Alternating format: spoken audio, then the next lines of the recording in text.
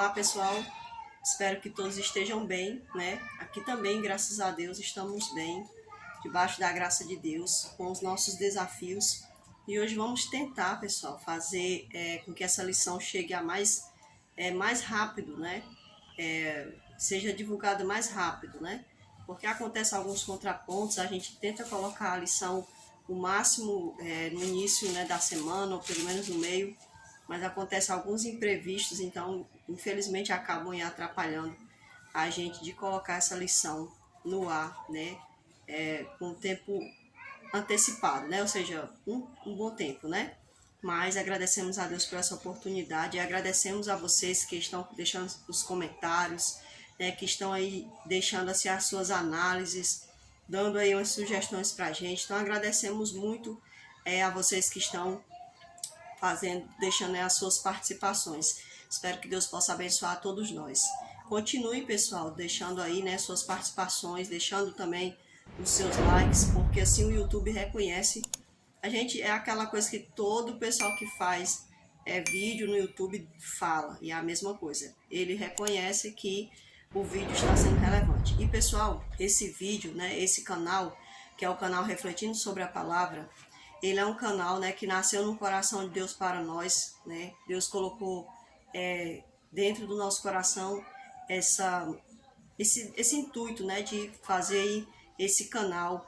Mas todos sabem, pessoal, que não é fácil ganhar. Você diz, tá ganhando dinheiro, né? Agora é famoso, né? Tem um canal no YouTube. Não, gente. O canal do YouTube dá dinheiro quando são coisas assim que...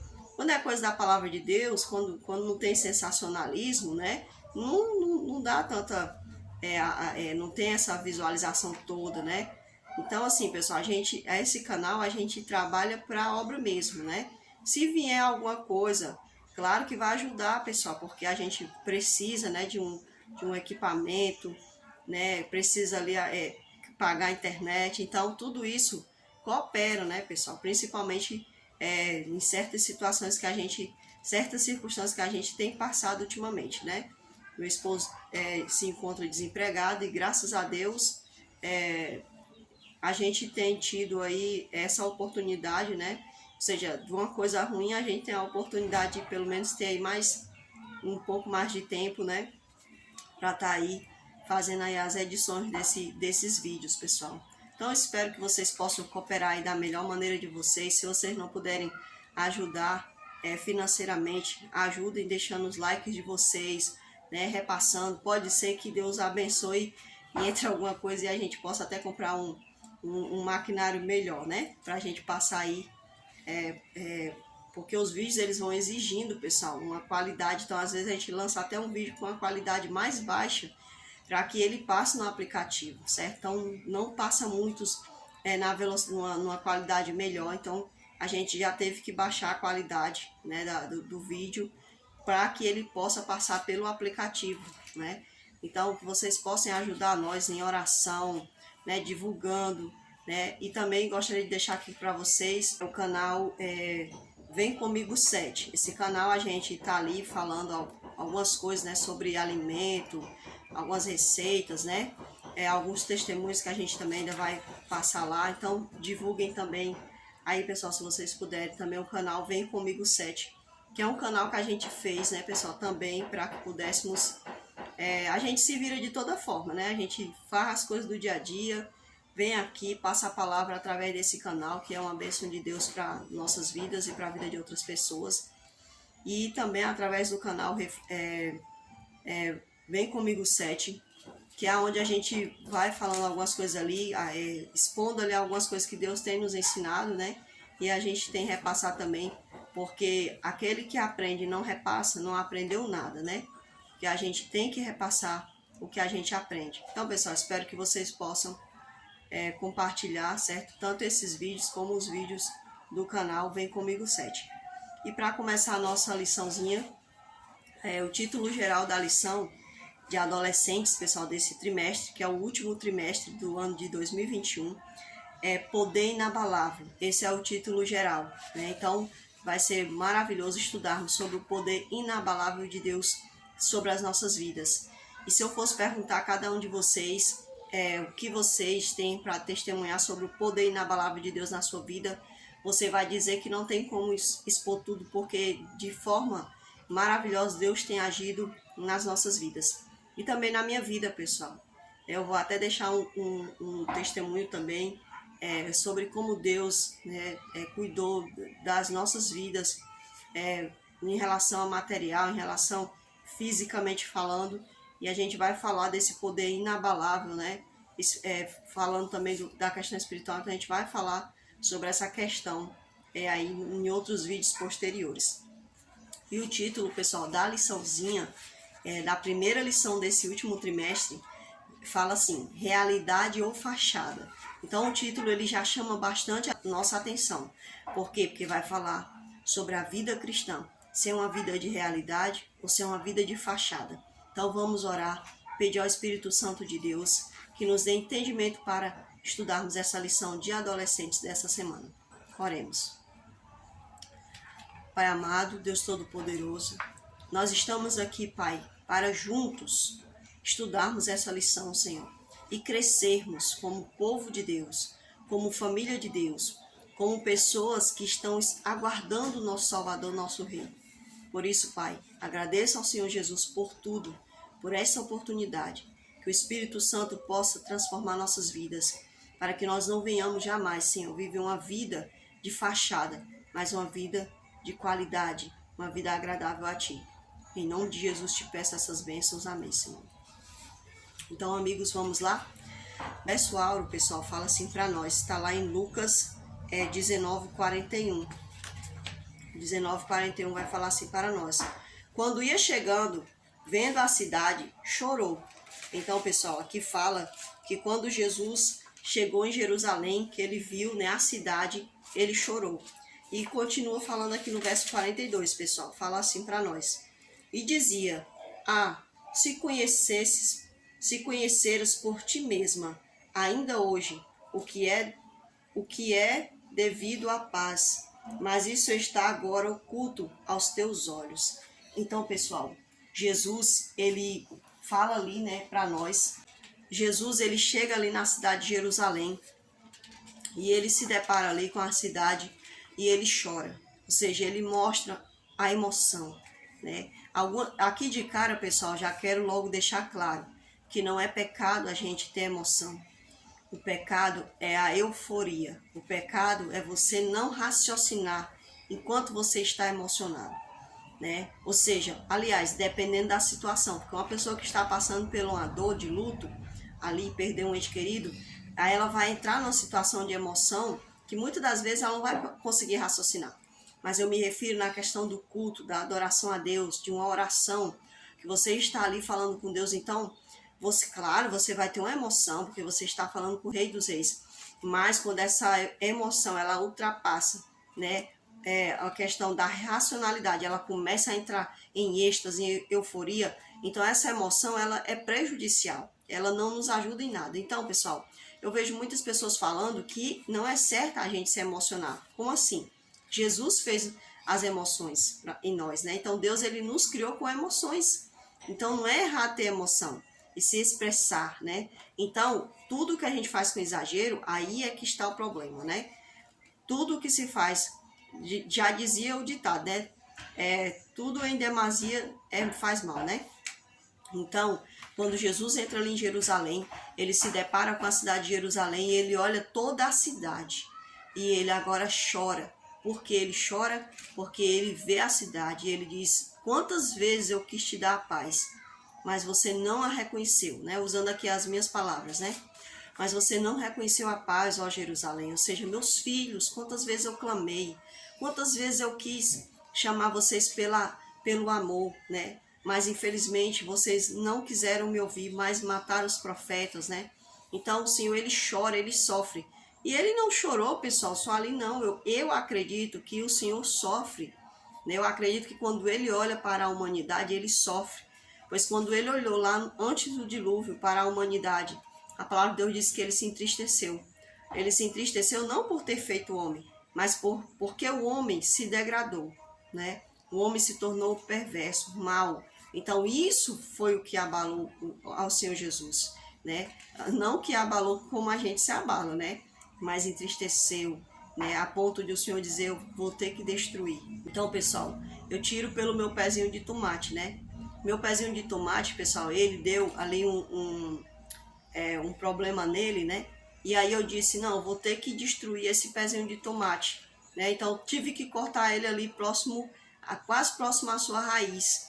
Então é como Deus, ele destruiu uma parte da nação e deixou Noé, né? Então, da humanidade, né? Deixando ali apenas Noé e sua família. Então, muitas das vezes nós fazemos assim também, né? Por exemplo, eu peguei a minha plantinha e tive que cortar ela no tronco, por quê? Porque ela estava morrendo, né? Então, se eu tivesse deixado todos aqueles ramos, todo aquele caule, aqueles ramos, ela não ia sobreviver, né? E aí eu cortei a pobre, né? E aí os gatos vêm e derrubam alguma coisa da coitada e agora ela morreu, né? Ela tá entre a vida e a morte. Eu ainda tenho esperança que ressuscite, né? Que nem a música lá do Diante do Trono, né? Ao cheiro das águas prosperará. Então, eu ainda acredito que ela possa reviver, né? É uma luta, viu, pessoal? Olha, que nem o pé de tomateiro, viu? Assim é a luta do cristão. O cristão tem que se desfazer de si para que, vindo o cheiro das águas, ou seja, o Espírito Santo, né, ele possa ali, então, reviver, né? Então, a gente tem que cortar de nós aquilo, não cortar a nossa parte, mas cortar de nós coisas que nos destroem, né? Que nos afastam de Deus. Então, pessoal, o que acontece ali? A parte de sábado. Fala assim, a multidão entusiasmada proclamava Cristo como rei. Então, quando Jesus entrou ali em Jerusalém, né, eles colocavam ramos, né, e tudo mais, e estavam ali dando aleluia, dando glórias, hosanas, né, e hosanas ao que vem em nome do rei. Então, eles estavam todos ali, né, mas infelizmente, essa mesma multidão que estava ali aclamando Jesus como Rei dos Reis, como o Messias, foi a mesma multidão que se uniu dias depois para matar o próprio Cristo. Então, pessoal, a gente percebe como nós muitas das vezes mudamos rapidamente, né? E a gente vai entender mais à frente por que aconteceu isso com aquela multidão, com alguns daquela multidão, porque não foram todos que aceitaram a crucificação de Jesus, né? É necessário deixar claro isso, né? Então, pessoal, aqui diz mais, o povo de Deus não queria ser o seu povo. Por séculos louvaram, oraram, jejuaram, guardaram os mandamentos, né? Guardaram as coisas que Moisés dizia, mas quando a profecia se cumpriu, ou seja, quando estava ali se cumprindo, como Jesus falou, ele disse, eu não vim revogar a lei, ou seja, eu não vim anular nada que os profetas falaram, mas eu vim cumprir, ou seja, eu sou o cumprimento de tudo aquilo, né? Por isso Jesus ele continuava cumprindo, né, tudo o que os profetas haviam falado, né? Então, aquelas pessoas, por mais que elas conhecessem e tudo mais, mas quando elas viram o próprio Cristo, elas rejeitaram, né? Elas não entenderam. Por que será, pessoal, que elas não entenderam? Porque muitas das vezes as coisas, quando não acontecem do jeito que a gente quer, então a gente rejeita. Então, muitas das vezes, quando as respostas de Deus não vêm do jeito que a gente quer, o que a gente fica? Chateado, né? Fica chateado. Então, eles aguardavam, né? E aí, a gente vai entender mais na frente, é um dos motivos também pelo qual eles, né, não rejeitaram a Cristo, né? Não quiseram aceitar o Cristo como o Messias, né? E aí, pessoal, diante da hipocrisia, Jesus chorou ao contemplar o futuro de Jerusalém. Então, Jesus, ele sabia, pessoal, que aquelas pessoas, muitas daquelas pessoas que estavam ali, não estavam sendo sinceras, de coração, não estavam adorando ele, de fato, não estavam ali querendo realmente a ascensão do Rei dos Reis, mas estavam querendo a ascensão de um rei humano, né, que ia batalhar contra Roma, né? Então, pessoal, Jesus ele chorou pelaquela hipocrisia, ele chorou pela falta de reconhecimento de Jerusalém, daquele povo de Israel, para com ele como seu verdadeiro Senhor, né, seu Salvador. Então, Jesus ele sofre quando a gente não entende o real propósito dele nas nossas vidas. Eu imagino o quanto Cristo não deva sofrer quando ele olha para tantas denominações que não entenderam o propósito de Cristo e às vezes tratam Jesus como alguém que quer dar dinheiro, né? Que vai ali fazer você e eu somente prosperar financeiramente, né, pessoal? Então, Jesus, ele fica muito triste com esse tipo de atitudes, né? Os discípulos presenciaram Jesus amaldiçoando a figueira, que assim como Israel, não era o que apresentava ser. Parecia uma árvore sadia, né? Mas, na realidade, ela era estéril. Deveriam ser autênticos e sinceros em seus relacionamentos com Cristo. Para quê? Eles deveriam ser sinceros, para que o Espírito Santo pudesse descer com totalidade sobre eles, né? Para que, por meio do Espírito Santo, eles frutificassem através do amor, da obediência e da humildade. Então, pessoal, Jesus sabia que a hipocrisia atrapalhava aquele povo de conhecer ele de fato. Então, muitas das vezes, o fato de nós irmos para uma denominação, congregarmos ali junto com a igreja, isso não quer dizer que nós somos de Cristo, né? Pode ser que a gente esteja fazendo aquilo mecanicamente, porque alguém levou a gente quando a gente era criança, ou porque algum amigo chamou, porque a gente quer agradar o namorado, quer obedecer aos pais, mas muitas das vezes esquecemos o real sentido, que era de fato se encontrar com o Salvador. Se encontrar com o Salvador na denominação, na congregação, não é o verdadeiro encontro, pessoal. O verdadeiro encontro é aquele que você faz todos os dias. Mas muitas das vezes é necessário que venhamos aí a uma congregação, porque quando a palavra é explanada ali, a gente vai ali sentir o toque, né, do Espírito Santo mais forte nas nossas vidas, para que a gente possa dar essa entrada. Ou seja, a gente pode aprender através da boca de outro, ou através até mesmo da própria voz do Espírito Santo nas nossas mentes, né? Depende de como está o nosso solo, né? Para atender quando a semente da verdade for lançada em nós. Então, atender de fato e viver uma vida frutífera para ele, né? E na parte de domingo, fala para nós sobre as perguntinhas, né? Vem trazendo para nós sobre as perguntinhas, né? E aí nós vamos tirar as respostas no livro de Mateus 21, 7 ao 9, Lucas 19, 29 ao 44, e Mateus 21, do 12 ao 19. Então, a primeira pergunta é: por que você acha que os fariseus se ofenderam com o que o povo estava fazendo? Então, ali o povo entra com Jesus em Jerusalém e eles ficam aclamando Jesus, colocando ramos sobre o chão. E os fariseus, eles chamam ali os discípulos e diz, né, para que ele pede para Jesus, né, repreender, né? Na verdade, ele pediu ali, fizeram um pedido, né, um pedido indecente, pediram para que fosse parada aquela adoração, aquela aclamação, né? Então, por que será que eles fizeram aquilo? Primeiro, eles não aceitaram, né? Eles não reconheceram Jesus.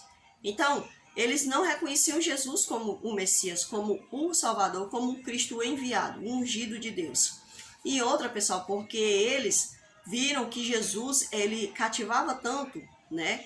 Cativava tanto as pessoas que aquilo causava neles uma inveja, a ponto de eles não quererem que Cristo fosse visualizado, né? Fosse visto. Então, pessoal, por eles sentirem também inveja, né? Isso também atrapalhou eles de reconhecer a Cristo e também a ponto de eles pedirem para que fosse barrado ali a aclamação da multidão. O que Jesus disse que aconteceria a Jerusalém?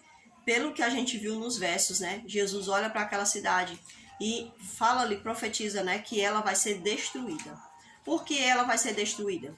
Pela desobediência, né? Ou seja, chegou ao seu limite, porque ela não deu ouvido aos profetas. Então, isso também, pessoal, é algo que é para nós hoje, né?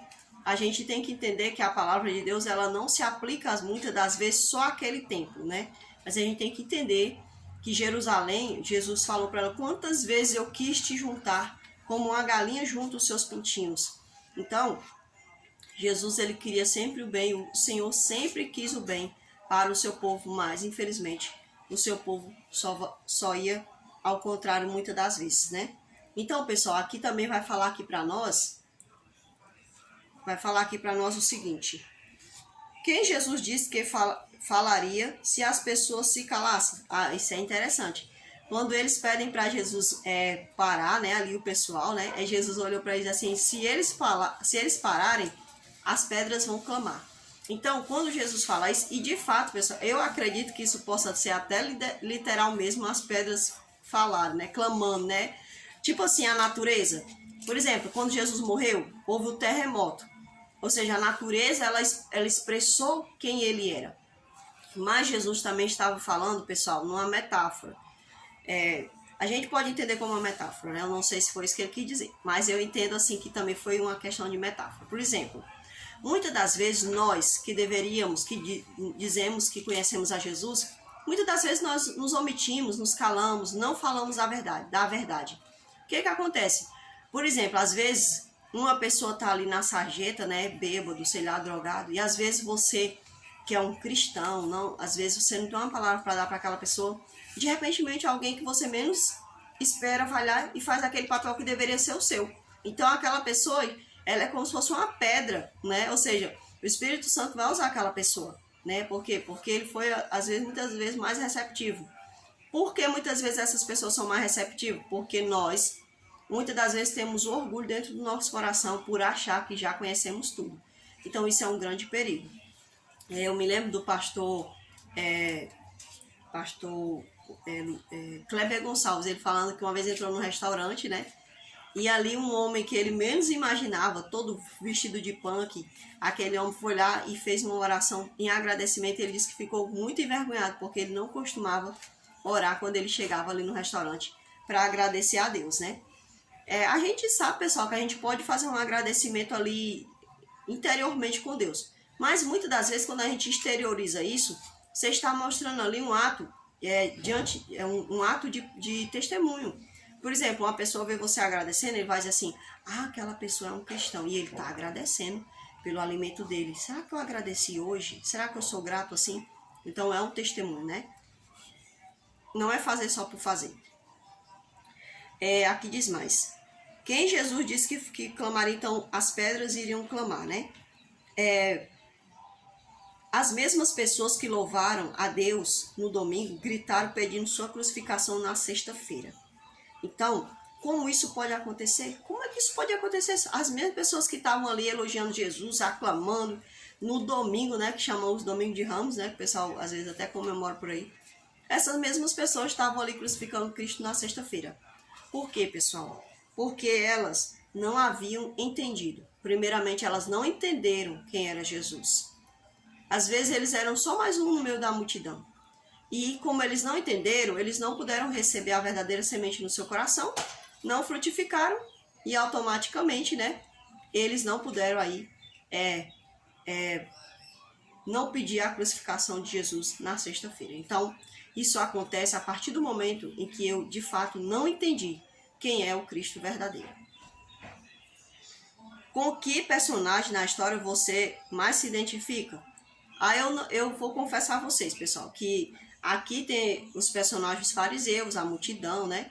Então, assim, ainda tem a figueira também, né? Então, eu me identifiquei assim, pessoal, eu prefiro me identificar com todos. Pelo quê? Muitas das vezes eu tenho que pensar, será que eu não estou sendo só mais um dentro da denominação? Será que, de fato, eu estou entendendo a palavra de Deus? Estou reconhecendo? Será que eu estou me entregando ao Espírito Santo para que ele frutifique dentro de mim? Os seus atos, as suas ações? Outra, eu posso estar sendo como um fariseu, né? Cheio de orgulho, não proclamando a Cristo, não reconhecendo a Cristo como meu Senhor, muitas das vezes pelo esse orgulho besta, idiota, que muitas das vezes nós temos por nos achar que somos ali de uma denominação, principalmente nós, né? Que batemos no peito e dizemos que nós carregamos a verdade, né? Eu não acredito, pessoal, que nenhuma denominação carrega uma verdade plena. Eu acredito que exista denominações que têm verdades, tipo assim, por exemplo, é uma escalada, né? Escalada. Por quê? Porque teve uns que pararam a sua subida no conhecimento. Então, devido aos pioneiros da IARG eles terem se dedicado muito, eu acredito que a escalada deles foram um pouco maior. Mas não é que ela é totalitária. Porque se fosse, pessoal, a gente não precisaria continuar estudando, não precisaria continuar buscando o conhecimento. Então a gente não pode parar nisso daí, nesse pensamento, achar que pronto, já conhecemos toda a verdade de Deus, somos a igreja mais importante para Deus, e Deus só vai olhar para a gente não pode ter esse pensamento, porque os fariseus, eles também tinham esse mesmo pensamento, eles tinham bastante conhecimento, pessoal.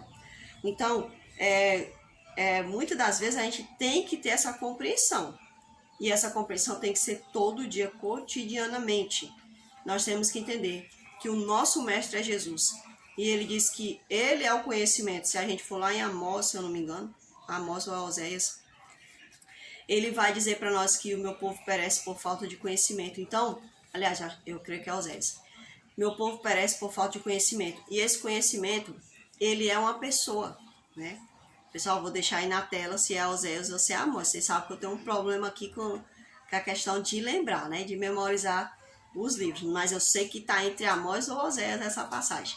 Então, pessoal, a gente tem que entender que nós temos que continuar buscando a pessoa, ou seja, o conhecimento, que é a pessoa de Deus. Como podemos usar essa informação em nossa vida hoje? Então, de acordo com o que eu entendi, né, pessoal, nós devemos reconhecer Cristo como nosso Salvador, como o Senhor de nossas vidas. Então, eles não chegaram nem a reconhecer Jesus como Salvador, então, automaticamente não podiam reconhecer Jesus como Senhor. Porque quando Deus tira o povo lá do deserto, então ele primeiro se mostra Salvador. Depois que ele se mostra um Salvador, que ali já resolve ali o problema da questão da escravidão daquele povo, ele agora entra com a questão do Senhor.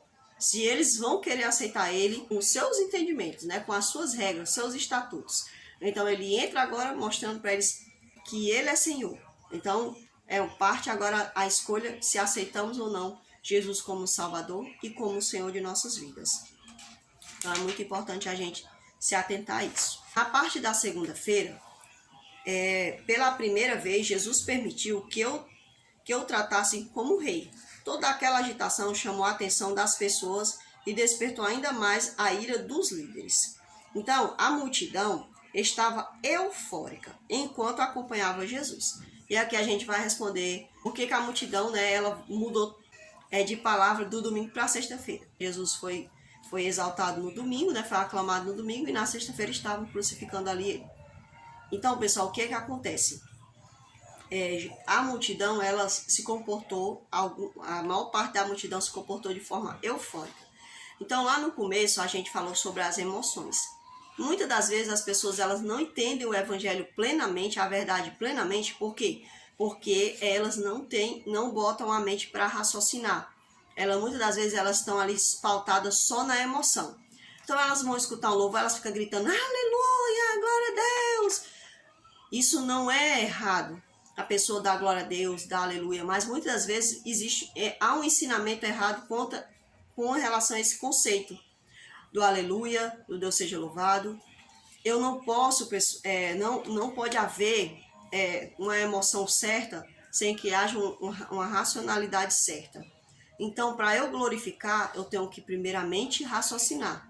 Por exemplo, a pessoa diz assim, então o Senhor deve ser exaltado. O pregador está lá na frente falando, pregando, né? O Senhor, ele merece toda a honra e toda a glória. E eu escuto o pregador falando isso. Então eu digo, eu vou raciocinar, vou reconhecer Jesus como Senhor e Salvador, e então eu vou glorificar a Deus. Então, para partir a emoção, eu primeiramente tenho que ter raciocínio, tem que estar junto, a razão e a emoção tem que andar juntos. Se andar só a razão, não vai ser legal. Se andar só a emoção, não vai ser legal. As duas têm que andar juntas. Por quê? Porque uma é ligada à outra. Então tem que haver um equilíbrio, certo? Então a multidão, ela estava muito eufórica. Então ela estava ali aclamando e aquela euforia, né? Aquela algazarra, alguns estavam ali por questão de algazarra mesmo, né? Não era por questão de reconhecimento, de reconhecer aquele Cristo. Então, aí é onde mora o perigo. Nós temos que tomar bastante cuidado com isso.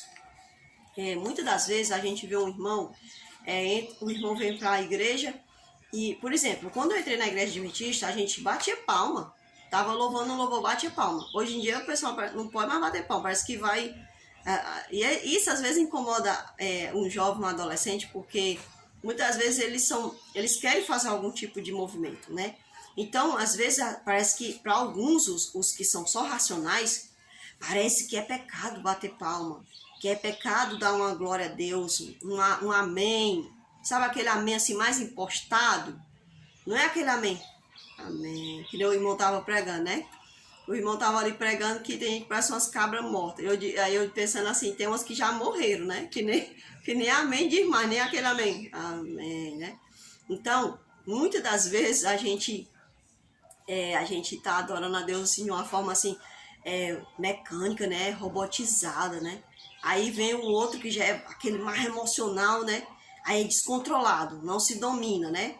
Aí ele, tudo é aquela euforia, aquela emoção exagerada, não analisa. Será que eu tô fazendo isso corretamente diante de Deus? Senhor, me mostra aqui, Senhor. Né? Então, muitas das vezes, vem um irmão conhece ali a verdade, um irmão neopentecostal ou um pentecostal, e aí ele vem para a igreja adventista e encontra uma igreja assim, totalmente assim, porque para ser santo tem que ser paradão. O outro não. Não, para ser santo tem que ser pentecostal, tem que pular, tá entendendo? Então, a palavra de Deus diz que tudo com ordem e decência, tem que haver equilíbrio. Tanto na questão da racionalidade tem que haver equilíbrio, quanto na questão da emoção tem que haver um equilíbrio. Então a gente é só perguntar para Deus, né? Então assim, eu vou ouvir um louvor, eu não vou sair dançando. Eu tô adorando a Deus. E tem gente que condena ali não, Davi dançou. Mas hoje, será que se eu for dançar, a minha dança vai ser legal? Né? Então, a gente tem que falar com Deus as coisas. Ele é que é o adorado, então eu tenho que perguntar a ele, né? A música que agrada a ele, o tipo, como eu estou me comportando, será que eu não estou fazendo aquilo só por emoção, por euforia? Ou será que eu não estou agindo aquele paradão para poder dizer que eu sou mais santo do que os outros, né? Então é bom a gente conversar com o autor da adoração, né? Então, pessoal, temos que tomar bastante cuidado com isso. Todos os olhares se voltaram para o Salvador, com surpresa e também com desapontamento. Por quê? Porque Jesus estava chorando. Jesus não estava chorando, feito um desesperado. Ele estava chorando da maneira que ele sabe que era para chorar. Então ele estava chorando com tristeza, com contrição, com compaixão. Porque ele não estava chorando, vocês não me obedeceram, vocês merecem a morte. Não, estava chorando porque ele sabia que a desobediência traria uma consequência. Por isso ele estava chorando.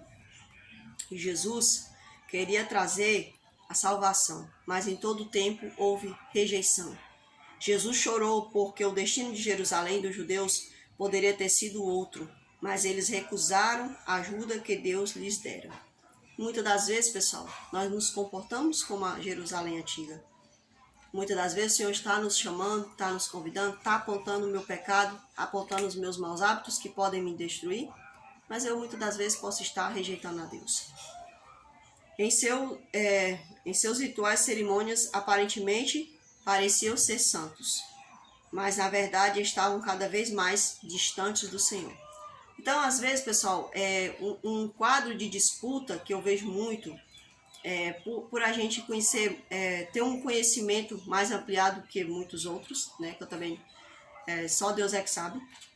Então, muitas vezes a gente se gaba, né, somos os tais, e muitas das vezes isso acaba fazendo com que a gente comece a fragmentar a nossa verdadeira fé. Né? Pare de olhar para o verdadeiro Senhor e olhe agora para outros senhores, que é o Senhor do eu, é o nosso eu, né? Então isso é uma coisa muito perigosa, pessoal. Por isso que Jesus falou, nos comparou a Laodiceia, né, nos últimos tempos, porque cada um quer saber mais, cada um quer ter mais, né? Rebate o outro, não, você não sabe, é desse jeito, né? Não é você ali, pessoal, mostrar uma coisa como está escrito ali dentro da palavra, né? Fulano, muitas vezes eu vejo isso e eu fico muito triste, né? E hoje, aí vem uma perguntinha aqui para nós, né? Como é que a gente está com o nosso relacionamento com Deus? E aí fica uma pergunta para cada um de nós, né, pessoal?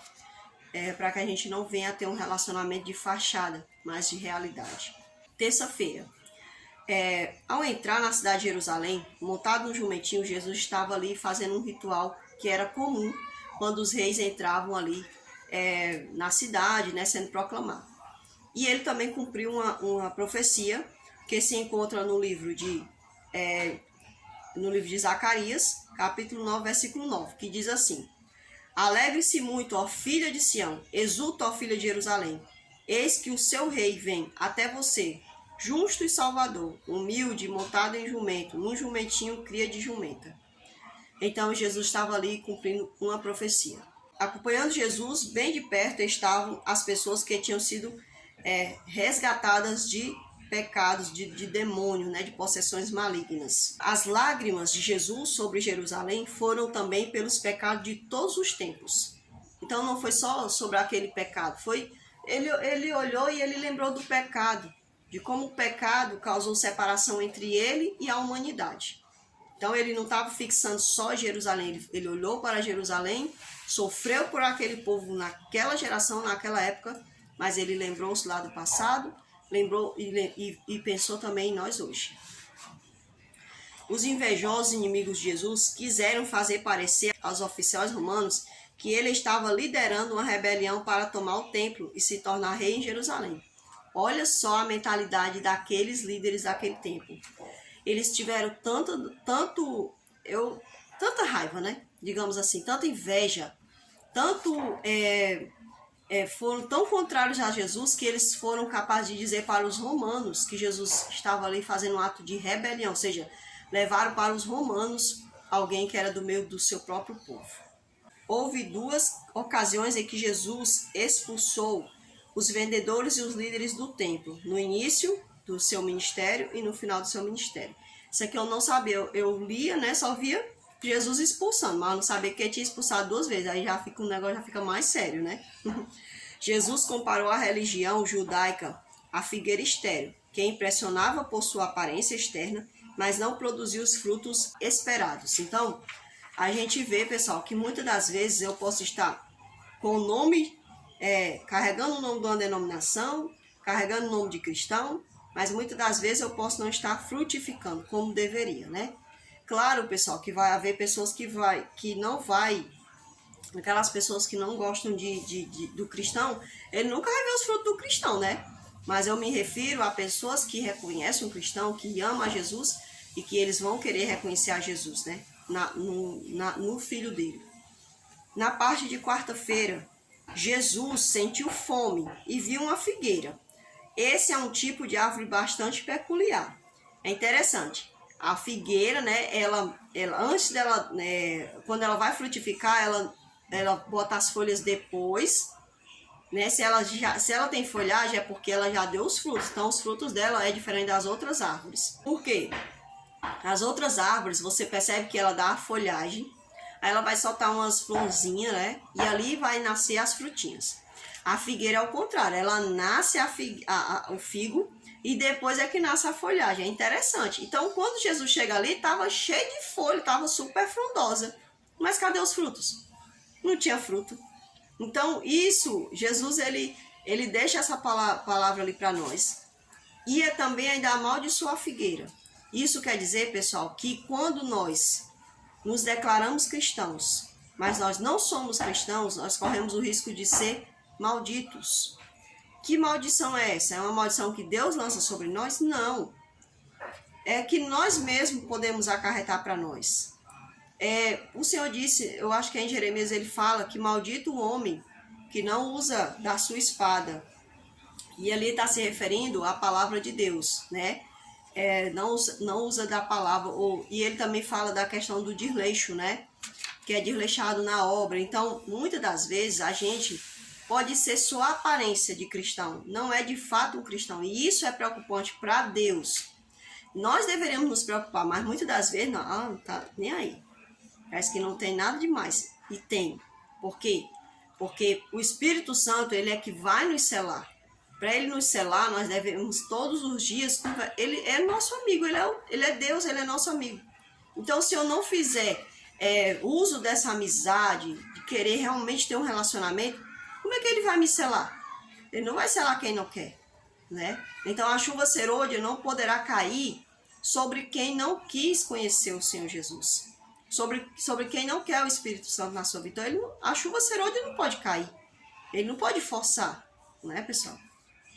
Então é tipo assim um baldinho, né? Um balde. É água, para poder cair dentro do balde tem que estar aberta a tampa, né? Então se eu não estiver abrindo a tampa para o Espírito Santo descer sobre mim, então não adianta de nada. A água vai cair ali na tampa e vai passar para o lado e o balde vai continuar vazio. Essa árvore é um aviso ao povo de Deus, que tenta aparentar que é santo ou está produzindo bons frutos, mas na verdade está apenas enganando as pessoas. Deus quer que sejamos realmente frutíferos e permaneçamos assim. Então o verso que eu escolhi para colocar aqui, expor para vocês, o verso de impacto, 1 Pedro 3, do 3 ao 4. Eu vou ler aqui para vocês. Diz assim: seja, porém, o homem, aliás, não seja, portanto, não seja o adorno da esposa que é exterior, como frisado de cabelos, adereços de ouro, aparato de vestuário. Seja, porém, o homem interior do coração, unido ao incorruptível trajo de um espírito manso e tranquilo, que é de grande valor diante de Deus. Então, aqui Pedro é uma passagem que é muito usada, né? Muitas pessoas usam muito para falar para as mulheres e tudo mais, sobre as roupas das mulheres. Mas a palavra de Deus diz que é o ser humano em si. Ele começa falando ali, ele fala assim das mulheres. Mas aí parece que Pedro pensa assim, não, isso aqui eu vou frisar todos os seres humanos, né? Por quê? Porque o ser humano ele tem que ser do interior para o exterior. Então a beleza dele deve partir do interior para o exterior. Então, o que é que Deus quer falar nesse versículo para nós? Muitas das vezes nós sempre nos preocupamos muito com o exterior, né? Ah, será que eu estou aparentando ser um cristão? A minha roupa? Será que eu estou padronizada? A camisa da igreja? Né? Então, muitas das vezes nós estamos muito preocupados com o exterior e nós nos esquecemos de fato com o interior. E é o interior que vai importar. Não que o exterior não importe, mas lembremos sempre disso, que quando o nosso interior está transformado, isso vai ser automaticamente expressado pelo exterior. Então a gente tem que tomar bastante cuidado quanto a isso. Sermos verdadeiros do interior para o exterior, né? Não devemos forçar uma falsa transformação, uma falsa entrega. O que é uma falsa entrega? É uma entrega só exteriorizada, né? Assim, só do exterior. Mas uma entrega verdadeira é aquela que parte do interior para o exterior. Veja, Pedro, quando ele andava com Cristo, ele não era convertido. Jesus fala para ele, Pedro, quando tu te converteres, cuida dos teus irmãos, né? E aí Pedro, com o tempo, ele vai se transformando. E você já não vê mais aquele Pedro grosseiro, aquele Pedro rude, mas você vê um Pedro transformado. E isso é exteriorizado, né? Aquele Pedro que outrora Paulo chega e ele está ali comendo e se afasta, para não dizer que estava comendo com aquelas pessoas que antes eram gentios. Agora, mais à frente nas suas cartas, você já vê um Pedro diferente. Você já vê um Pedro com a qualidade espiritual, uma conversão, um convertimento verdadeiro, né? Então, nós devemos ser do interior para o exterior. Nunca é do exterior somente, mas do interior para o exterior. A parte de quinta. Está para chegar um tempo em que a misericórdia fará o seu último apelo. Então a doce e cativante voz do Espírito não apelará mais ao pecador. Pessoal, eu fiquei aqui pensando nessas palavras que Ellen White falou. E muitas das vezes eu escuto pessoas dizendo assim, Jesus ainda não voltou, porque Jesus está esperando, porque Jesus é paciente, porque Jesus isso e aquilo. Então a gente parece que a gente está esquecendo que o Espírito Santo vai fazer seu último apelo. Então, nós não devemos falar somente isso. Nós devemos falar, sim, Jesus é paciente, sim, Jesus está esperando. Mas lembremos que o Espírito Santo, que é quem está fazendo a obra de convencimento da humanidade, um dia ele fará o seu último apelo. ele falará a última pessoa que ele vê que tem que falar. E então, pessoal, já não vai haver mais tempo para esperar, porque então o Senhor Jesus virá. Então, nós devemos lembrar disso, desse detalhe bastante importante. Vez após vez, ele tentava fazer o povo enxergar sua verdadeira condição. Ou seja, Jesus fazia isso, né? Oferecendo a oportunidade de aceitar a salvação, que só poderia ser obtida por meio do Filho de Deus. Então, o Espírito Santo, ele sempre está ali trabalhando, tentando convencer o homem do seu pecado, da justiça e do juízo de Deus. E nós, como o pessoal diz assim, que uma palavra, para um bom entendedor, meia palavra basta. Ou uma palavra basta, eu não me lembro muito bem. Mas então, se o Espírito Santo está clamando hoje, é hoje que eu devo me agarrar a essa oportunidade. Por mais de 1000 anos, Jesus deu a oportunidade à nação judaica, né? Mas infelizmente ela foi rejeitando as advertências de Deus e se entregando cada vez mais ao seu orgulho ou até mesmo ao seu desleixo. Então, isso, pessoal, isso daqui, às vezes a gente diz assim, aquilo ali era para a nação judaica. Olha, se nós olharmos de Gênesis até Apocalipse, nós vamos ver que Deus, ele faz um trabalho de didática. Então, Deus, ele não chama ali Israel. Preste bem atenção. O Senhor chama Israel, chama ali as 12 tribos, e essas tribos, elas vão se fragmentando. E você percebe que nas últimas páginas da Bíblia, não se fala mais então Judá, então Benjamim, então... Não, você não vê mais, você só vê falando em Judá. Ou seja, dá a entender que só restava a tribo de Judá. O que acontece, pessoal? O que Deus quer ensinar para nós através dele falar, sempre enfatizar sempre a tribo de Judá? Se você for analisar, desde o início da humanidade, o Senhor vem clamando a humanidade para sair do cativeiro que Satanás trouxe a todos nós, né? Porque assim, o Senhor disse que todos nós fomos destituídos da glória de Deus. Então, o Senhor vem clamando a toda a humanidade. Então, ele chama ali, né? Ele chama ali daquela humanidade, ele chama um povo. Desse povo, ele chama 12 tribos. Das 12 tribos, você chega lá só em judeus, né? E aí você vê que vai diminuindo, dando a entender que lembrando a nós as palavras de Cristo, quando ele diz assim, muitos são chamados, porém poucos, né? Porém poucos são escolhidos, né? Muitos são chamados, poucos são os escolhidos. Então, não é que o Senhor faça uma predestinação. Isso aqui é salvo, isso aqui é perdido. Não. É porque ele chama muitos, mas são poucos os que dão ouvidos. Entendeu? A questão é essa. Então, é uma didática, é uma forma do Senhor mostrar à humanidade como vai diminuindo as pessoas que ele está apelando. É como se fosse passando por uma peneira. E vai peneirar cada vez mais. Vai peneirar a tal ponto que ele disse que os perdidos é como a areia do mar. E o povo de Deus é um pouquinho, uma porção pouca. Por quê? Porque Deus quis? Não. Porque cada um fará a sua escolha. E eu espero que a minha escolha e a sua escolha seja estar ao lado daquele que de fato nos ama. Que de fato é nosso amigo. Sim, esse vale a pena a gente estar do lado. Porque ele sim é nosso amigo. Aqui na parte de sexta-feira, nós temos o seguinte: Deus encara o pecado com muita seriedade. E nós deveríamos fazer o mesmo. Em sua misericórdia, Deus nos concede sua graça, mas chegará o tempo em que a misericórdia cessará. Então, pessoal, nós devemos lembrar que misericórdia é um ato de Deus enquanto nós estamos nesse mundo, mas um dia ela vai cessar. Então, por isso que a gente diz que a porta da graça fechará. Então, o que nós devemos fazer hoje?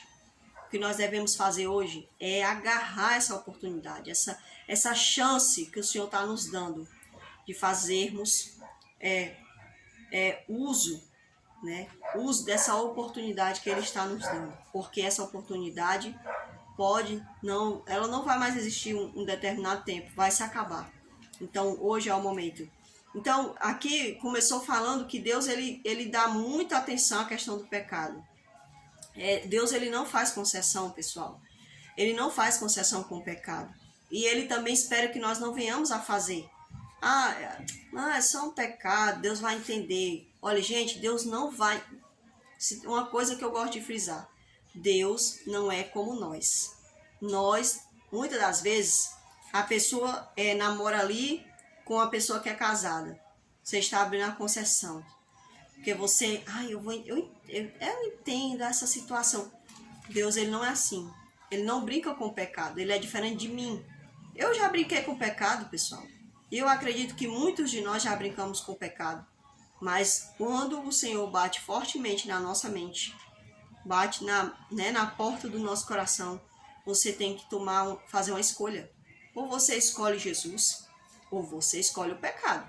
As duas coisas não batem, não andam juntas.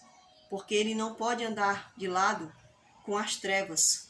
Ele não suporta as trevas, Ele não suporta o pecado. O pecado é imundo. O pecado, ele mata, ele destrói. E ele vem da vida. E Deus, ele tem um ato de dar vida até mesmo através do ato de matar, né?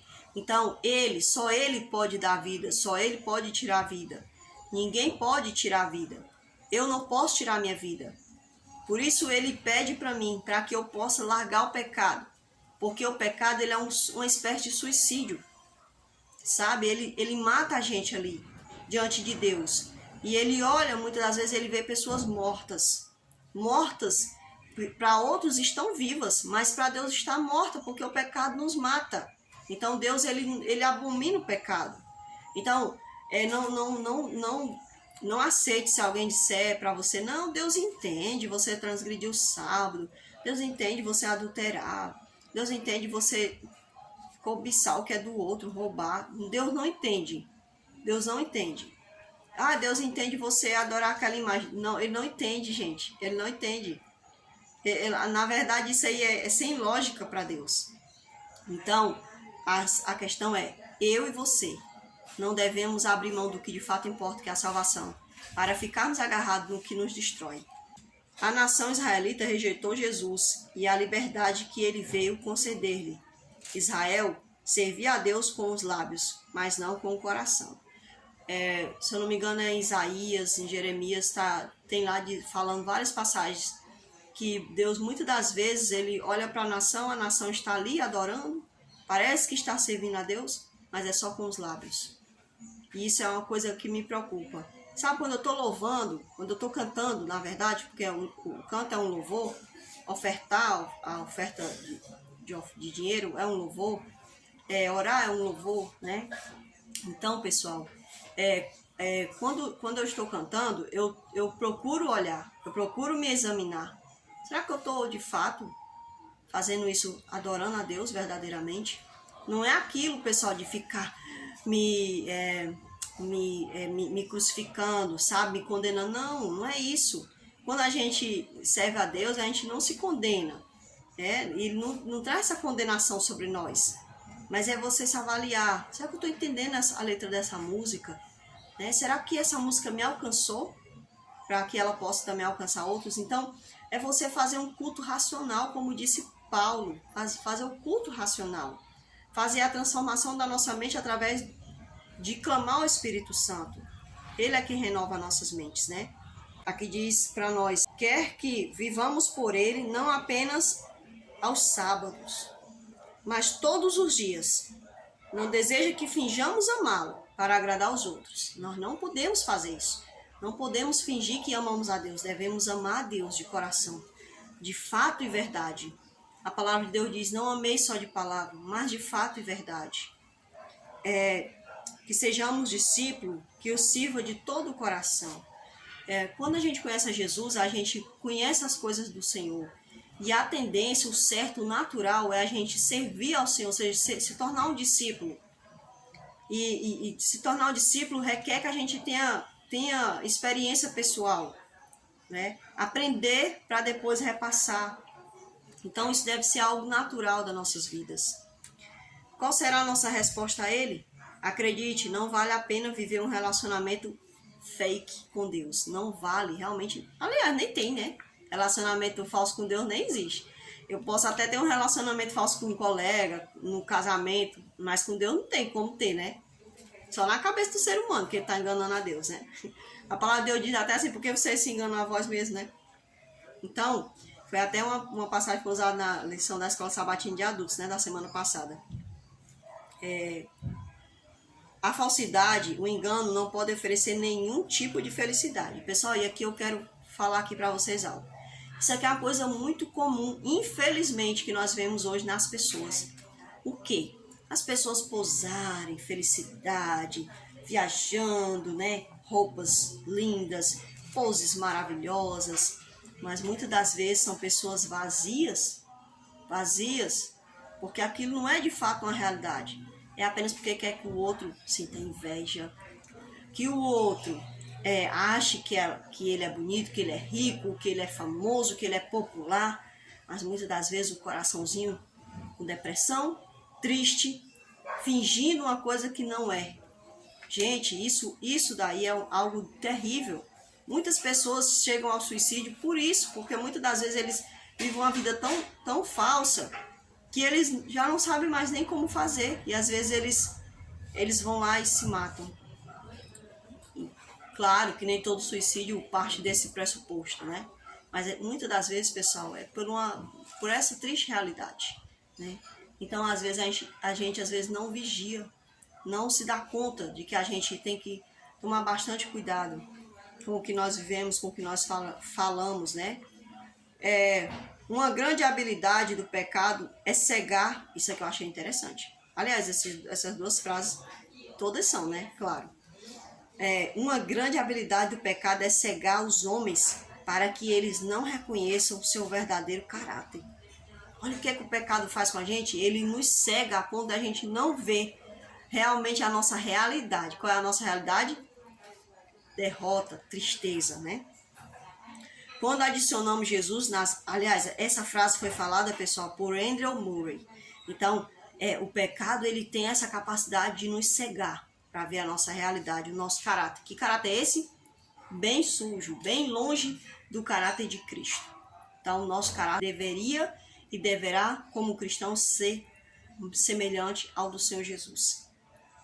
Quando adicionamos Jesus, mas não subtraímos o pecado, achei maravilhosa essa frase. Não estamos seguindo o Evangelho de Deus. Patrick Morley. Gente, quando a gente conhece a Jesus, se entrega a Cristo, pede o Espírito Santo que faça morada nas nossas vidas, nós não podemos esquecer de subtrair o pecado. O pecado já não pode mais fazer parte da minha vida. Ele tem que ser extinguido. Às vezes o ser humano ele tem uma tendência a achar que o pecado é parte de Deus. Ah, Deus vai tirar esse pecado de mim. Não preciso fazer nada. Ah, se ainda não saiu é porque Deus não quis tirar. Que coisa, né? Aí o que Jesus falou para Caim? Caim estava ali maquinando matar seu irmão. O Senhor olhou para ele e conversou com Caim e disse: Caim, eis que o pecado bate à tua porta. Qual era o pecado? Não assassinarás. Não praticarás o assassinato. Era isso que estava ali batendo na porta de Caim, na mente de Caim, planejando a morte do seu próprio irmão. Vou matar ele. E o Senhor disse: Caim, eis que o pecado bate na tua porta. Pera ainda, Caim, que eu vou tirar o pecado de ti. Foi isso que ele disse? Nas versões que eu li até hoje, né? Eu não sei no original, né? Mas nas versões que eu li até hoje, Deus diz assim para Caim: cumpre a ti dominar-te. Gente, o pecado, olha só quem é que domina. Nós. As pessoas não entendem que quando Jesus morreu na cruz, ele morreu para pagar a morte eterna. Mas o pecado, quem deve repreender da vida somos nós. Somos nós. Se nós achamos que não temos força, aí nós pedimos a ação conjunta de Deus. Olha, Senhor, eu não consigo me controlar nisso, naquilo outro, me controla. Aí o Espírito Santo vai entrar com o quê? Com domínio próprio. Então, gente, nós devemos entender que o pecado, nós é que devemos dominar. Nós. Se antes eu praticava o roubo, eu devo não mais praticar o roubo, eu devo converter-me. Porque o Espírito Santo já me convenceu. Filho, Não roube, porque se você roubar, você vai participar da condenação eterna. Eu vou ficar separado de você, filho. Aí eu não querendo aquilo, o que é que eu faço? Retiro o pecado da minha vida. Por amor a quem? Por amor a Cristo. Porque Cristo é mais importante, entende? Se a pessoa continua em pecado, é porque Jesus ainda não é tão importante. Pode ser que Jesus seja sim importante, olha. Mas ele tem que ser um tão assim importante. A ponto de você não querer mais nada com o pecado. Não, pecado, você não pode ser meu amante. Você não pode mais viver na minha vida. Saia da minha vida. Você para mim está morto. Então você corta o elo com o pecado. E aí você agora não vai mais viver uma vida, nem eu nem você vamos viver uma vida de falsidade, de hipocrisia, de fachada. Vamos viver uma vida verídica, uma vida aceitável aos olhos de Deus. Então, amigo, se o diabo diz que o teu pecado é impossível de vencer, não acredite nele, porque ele é o mentiroso. Não existe ele é o mais mentiroso, né? Porque ele é o pai da mentira, então ele é o mentiroso. O tempo todo que Jesus esteve na terra, ele procurou deixar claro que ainda não tinha vindo para estabelecer um governo terrestre. Então Jesus não veio com esse propósito, ele veio para nos salvar. Primeiramente ele veio para mostrar o caráter dele, o caráter de Deus soberano diante do universo. E ele também desce porque ele vê que a humanidade perdeu a vida eterna que ele havia dado antes da queda. Então, através da sua morte, ele agora nos dá a capacidade de termos agora vida eterna. Então, ele não veio estabelecer onde é que Jesus iria vir aqui nessa terra, né? Estabelecer um reino nesse mundo caído. Mas, por amor, ele desce. Porque ele sabe que eu e você carecemos, dependemos desesperadamente dele. Não importa se nós cremos, se nós não cremos nele, ele sabe que nós necessitamos dele. Então, Jesus não veio para ser um líder político, que nós possamos entender isso. Jesus não é de direita e nem é de esquerda. Jesus ele não veio aqui se meter em questões políticas humanas. Isso é coisa nossa, da sociedade, né? Ele não veio fazer isso, pessoal.